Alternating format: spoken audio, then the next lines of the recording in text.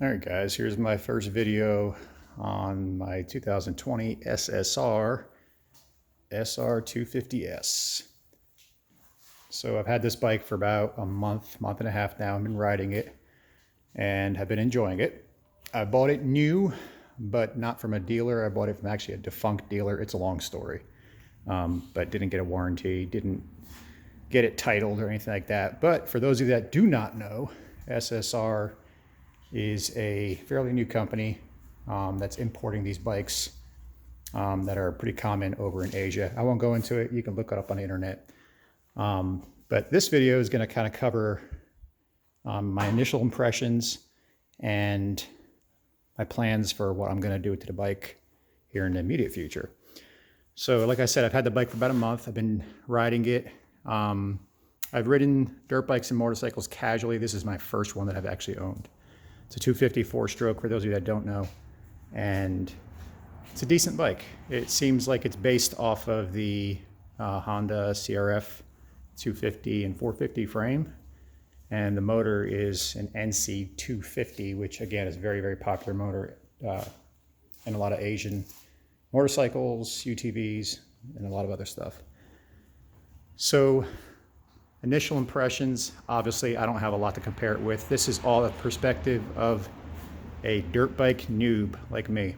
I'm not experienced, which you'll see already. Some love marks from Mr. Noob. And yeah, it's already got some issues, like a little bent up rad, but that just means I'm having fun. So bike rides really well in terms of the chassis, the power, the engine, but it has a major, major flaw. And it has to do with this guy here. It's pretty well documented in the user forums.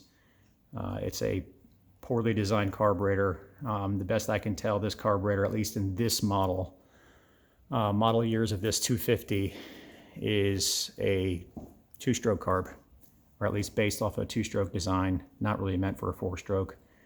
From what I'm told, these motors don't pull enough vacuum or something like that, and so obviously it doesn't run right. So mine, as it seems to be the case with a lot of other people with this bike, runs pretty rich, essentially at sea level. And I've had this thing attempted to be tuned by the local dealer to no avail. They rejetted it. Runs a lot better, but I'm still having a lot of problems. It's rideable at this point. We've got it to a point where I can putt around my property and have a good time, start and get used to it. But it's not the best experience. It's not the best setup. So I've been talking to Charles over at mxrevival.com, and he has been working with Electron.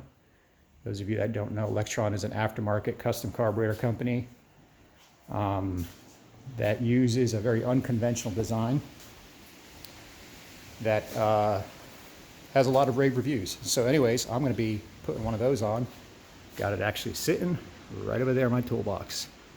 So I will do a follow-up video and report back the difference, and I'll probably even video the install process and to see and to share. There's not a lot of content on these bikes, so I guess that's why I'm creating this video and what my intention will be as I do things to this bike, including my installation of the Electron carb. I will try to document that as best as possible.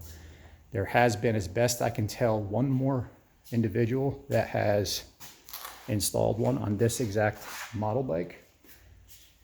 And Charles has told me that there's been some problems with the throttle housing. So we've got some things to try there. You can see mine's loose.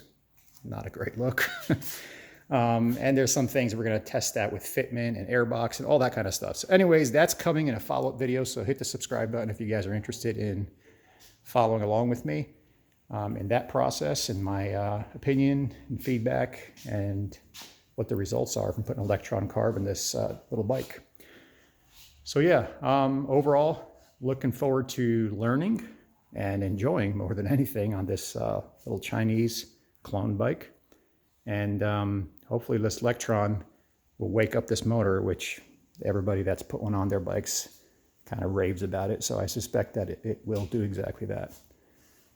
So yeah, for a guy like me, first timer, I'm in my mid 40s. I'm not a kid, so I'm more responsible than a teenager, only slightly sometimes. But I'm about 180 pounds, 6'2", so this bike fits me just about perfectly, at least for a first timer. So been enjoying it. I'll do some follow-ups, like I said, some riding videos, some mods, and definitely stay tuned for the installation of Electron Carb. All right, thanks guys.